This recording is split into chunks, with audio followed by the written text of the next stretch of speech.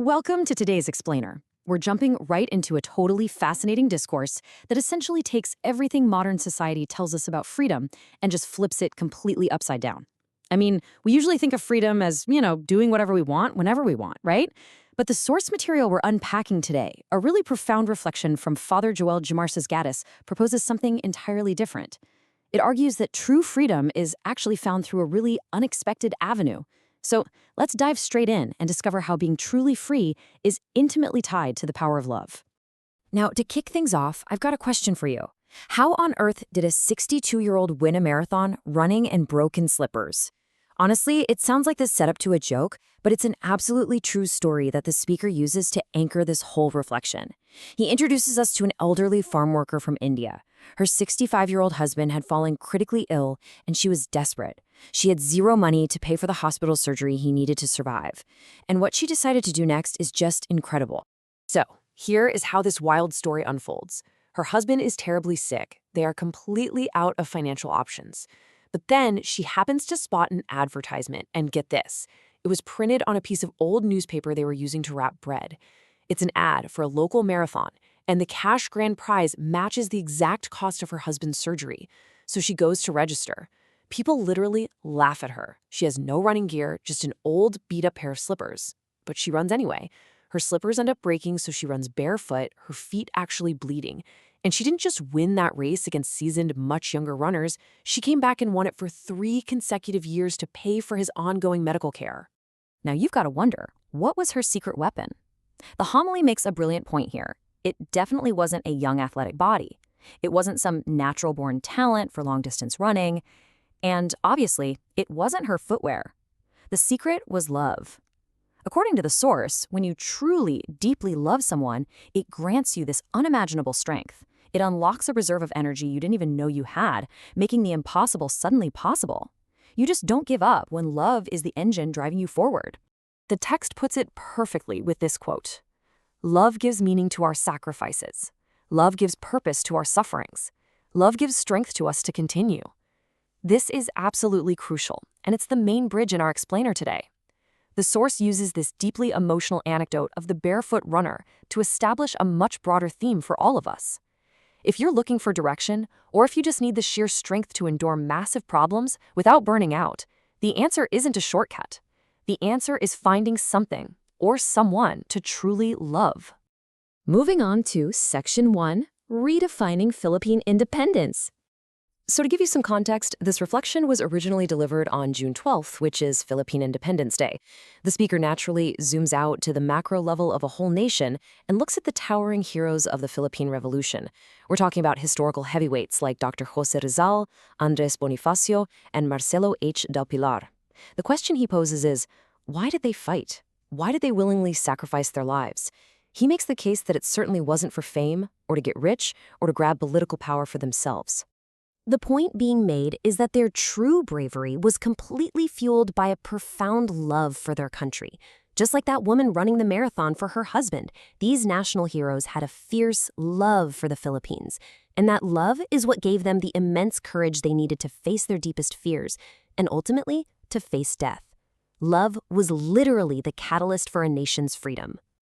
Let's step into Section 2, the illusion of freedom. This is where the discourse takes a sharp and really fascinating turn. It challenges our everyday baseline understanding of what independence actually means, with a pretty confronting question. Are we truly free, or are we just living in a beautiful cage? The homily points out that yes, the Philippines hasn't had foreign colonizers for a long time, but the mere absence of a foreign ruler doesn't automatically equal true personal freedom. You might not be sitting in a literal prison cell, but that doesn't mean you aren't somehow captive. Let's look at the evidence the speaker brings up. The text specifically calls out what it terms modern slaveries. Things like unchecked anger, envy, and that constant exhausting need to compare yourself to everyone else, addiction to gambling, vices like alcohol and smoking. The argument here is powerful. People might walk around looking totally free on the outside, but internally, many are literally chained down. If you can't control your temper, or if you're entirely consumed by jealousy, your heart is held hostage, and freedom is kind of meaningless if your heart is a prisoner to those internal vices. To really hammer this concept home, the speaker sets up this stark contrast: freedom with love versus freedom without love. He's saying that freedom isn't just a standalone thing. Its actual value depends entirely on the compass guiding it.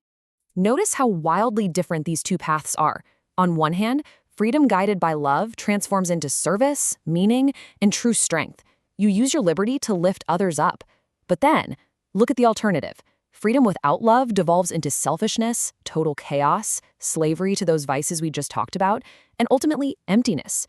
The speaker even points to wealthy Hollywood stars as an example. Think about it. They seemingly have absolute freedom. Unlimited money, cars, they can fly anywhere in the world. Yet tragically, some still take their own lives. Why? The source argues it's because absolute freedom without love leaves you completely, utterly empty inside. Which brings us to section 3, following the right heart. We hit the spiritual climax of the text here, and it directly challenges that super common modern advice to simply follow your heart. We hear that everywhere, right? Well, the source pulls a striking quote from biblical text. The most deceitful of all is the heart of man. The speaker argues that blindly following your own desires might actually be a terrible idea. Because if our hearts are packed with those modern slaveries, the anger, the envy, the selfishness, then following our hearts is only going to lead us right off a cliff. The real danger lies in this concept. When emotions are high, intelligence is low. The speaker points out that following raw, unguided emotion usually leads to really destructive choices.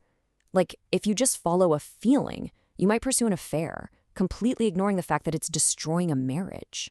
Or, if you follow your desperation for money, you might steal, ignoring how much it hurts someone else.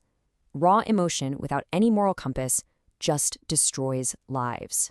So, if we shouldn't trust our own flawed hearts, whose heart are we supposed to follow?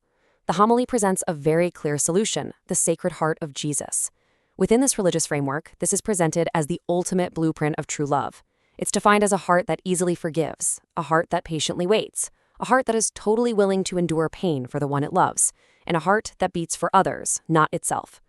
The speaker argues that by modeling this exact kind of sacrificial love, we can finally break free from all those modern slaveries.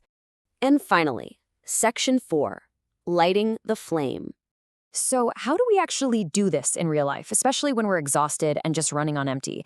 The text offers this incredibly beautiful metaphor. Light your unlit candle from a burning one. The speaker totally acknowledges that trying to love purely on your own, limited human strength, is basically impossible. Eventually, you're going to burn out. When your personal flame goes out, when you feel like you have absolutely nothing left in the tank, you don't just sit there in the dark. You take your unlit candle and you draw fire from a divine, infinite source. In the context of this homily, that means drawing strength from God through prayer, rather than stubbornly relying just on yourself. And that brings us to our final thought. I want to leave you with a really provocative question straight from the source. What makes you wake up every day? Seriously, think about it. If you wake up just to grind for money, or just to get that next promotion, you are eventually going to lose your drive when those things fade. But if you wake up every single day fueled by a genuine, deep love for others, you will literally never run out of strength. So, I'll leave you with this to chew on. Are your daily motivations driven by true, selfless love, or are you just decorating the bars of a really beautiful cage? Thanks so much for joining me on this explainer, and keep questioning what it truly means to be free.